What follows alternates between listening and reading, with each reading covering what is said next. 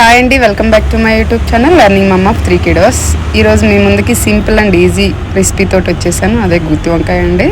ఇది చాలా easy. Before it was taking so much time for me. Trust me, this వేలో చేస్తే చాలా సింపుల్గా ఫాస్ట్గా అయిపోతుంది. ముందు స్టఫ్ చేసి పెట్టేస్తే బ్రింజాల్ అనేది కుక్ అవటం చాలా లేట్ తీసుకుంటుంది. సో దానికి ఆల్టర్నేట్గా నేనేం చేస్తానంటే ముందే డీప్ ఫ్రై చేసేస్తాను. వంకాయలని క్లీన్ చేసేసుకొని వాటిని డీప్ ఫ్రై చేసేసి పక్కన పెట్టేసుకున్నామంటే వంకాయ ఈజీగా మగ్గిపోతుంది. ఆఫ్టర్ దట్ ప్యారలల్గానే ఈ స్టఫ్ ఏమైతే కావాల్సిందో దాన్ని ప్రిపేర్ చేసేసుకుంటాను. ఈ స్టఫింగ్ కోసం ఏమంటే coconut and chillies 4-5 chillies, green chillies and dried chillies కూడా తీసుకుంటాను. At the same time and కొంచెం rock salt and 1 inch of అల్లము, 5-6 పీసెస్ ఆఫ్ గార్లిక్ అండ్ కొంచెం ధనియా పౌడర్, చెక్క మొగ్గ పౌడర్ నేను ఇంట్లోనే ప్రిపేర్ చేసుకున్న మసాలా ఉంటే అది లిటిల్ యాడ్ చేస్తున్నాను. అండ్ వన్ మోర్ థింగ్, కొంచెమే యాడ్ చేయండి చెక్క మొగ్గ పౌడర్. అది ఎక్కువ యాడ్ చేసామంటే చేదు వచ్చేస్తుంది కర్రీ. అది కొంచెమే యాడ్ చేసుకోవాలా, ఫ్లేవర్ కోసం మాత్రమే.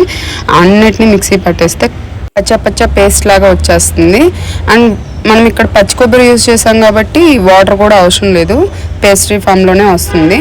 సో దీన్ని తీసేసుకొని ఈ బ్రింజాల్ ఏదైతే ఉందో కుక్కుడివి ఈ లోపు కొంచెం కూల్ అయ్యేదాకా వదిలిపెట్టేసుకొని ఈ కూల్ అయ్యేలోపు ఈ పేస్ట్రీ ప్రిపేర్ చేసుకోవటము. వెజిటేబుల్స్ కట్ చేసుకున్నామంటే వెంటనే కూల్ అవుతాయి. పక్కన తీసి పెట్టేసుకుంటే దాంట్లోకి ఈ స్టఫింగ్ ఏదైతే మనం ప్రిపేర్ చేసి పెడతామో ఆ స్టఫింగ్ని పెట్టేసామంటే ఈజీ అవుతుంది.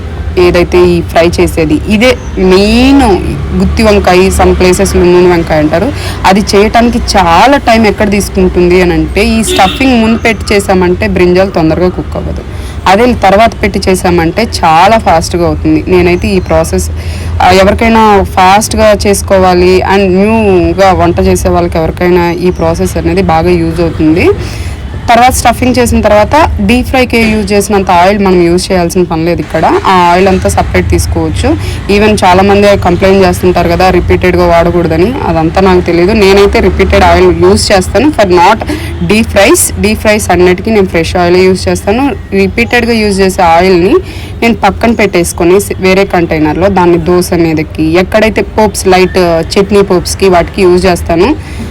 How many are using I don't know, but నేనైతే అదే ఫాలో అవుతాను. దాని మీద కామెంట్స్ చేయకండి. రిపీటెడ్గా ఆయిల్ ఏం చేస్తారు, ఇంత ఆయిల్ వేస్ట్ చేస్తున్నారు, ఇంత ఆయిల్ తింటున్నారా, అలా కామెంట్స్ చేయొద్దు ప్లీజ్. ఎందుకంటే గుత్తి వంకాయ కూరనే కొన్ని ఏరియాస్లో నూనె వంకాయ అంటారు. ఆ కూరకి కొంచెం ఆయిల్ ఎక్కువ పడుతుంది. సో నేను డీప్ ఫ్రైస్కి ముందు ప్రిఫర్ చేస్తాను దాన్ని.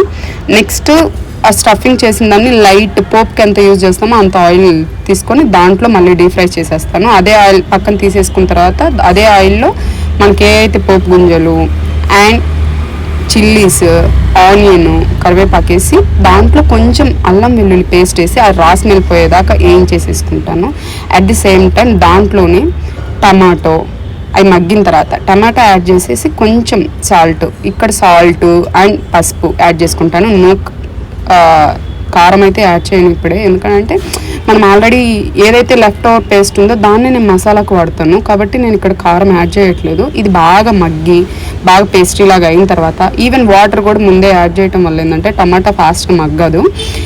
అదే వెజిటేబుల్స్ని కంటిన్యూస్గా ఐ ఫ్లేమ్లో పెట్టి బాగా ప్రెస్ చేయటం వల్ల ఏంటంటే టమాటా ఈజీగా మగ్గిపోతుంది. ఆ తర్వాత మసాలా యాడ్ చేసుకొని ఆ మసాలా బౌల్లో వచ్చి వాటర్ని యాడ్ చేసుకొని అప్పుడు కారం చెక్ చేసుకొని కారము ఉప్పు సరిపోయింది అనుకుంటే ఓకే, లేదు సరిపోవట్లేదు అనుకుంటే ఆ టైంలో యాడ్ చేసుకొని ఇదే టైం మనకి ఏదైతే టేస్ట్కి సరిపడా అడ్జస్ట్ చేసుకునే టైమో దాన్ని చేంజ్ చేసేసుకొని మొత్తం సరిపడా వాటర్ అంతా ఫిల్ చేసేసుకొని ఈవెన్ ఇక్కడ హాట్ వాటర్ యూజ్ చేసుకోవడం వల్ల ఏంటంటే కూర జవిపోరదు అని అంటారు. కొంతమందికి టేస్ట్ ఆఫ్టర్ వాటర్ యాడ్ చేసిన తర్వాత ఆ టేస్ట్ పోతుంది. అలా టేస్ట్ పోకుండా బాగా టేస్టీగా ఉంటుంది. ఆఫ్టర్ దట్ దాన్ని ఆయిల్ పైకి వచ్చేలాగా బాగా కుక్ చేసుకుంటే ఈవెన్ ఆ టమాటా జ్యూస్ ఏదైతే ఉందో పులుసు అది వంకాయలు పట్టేసి చాలా అంటే చాలా టేస్టీగా ఉంటుంది. నోట్లో పెడితే వంకాయ ముక్క కరిగిపోయేంత బాగా వస్తుంది. ఈ ప్రాసెస్లో ఒకసారి ట్రై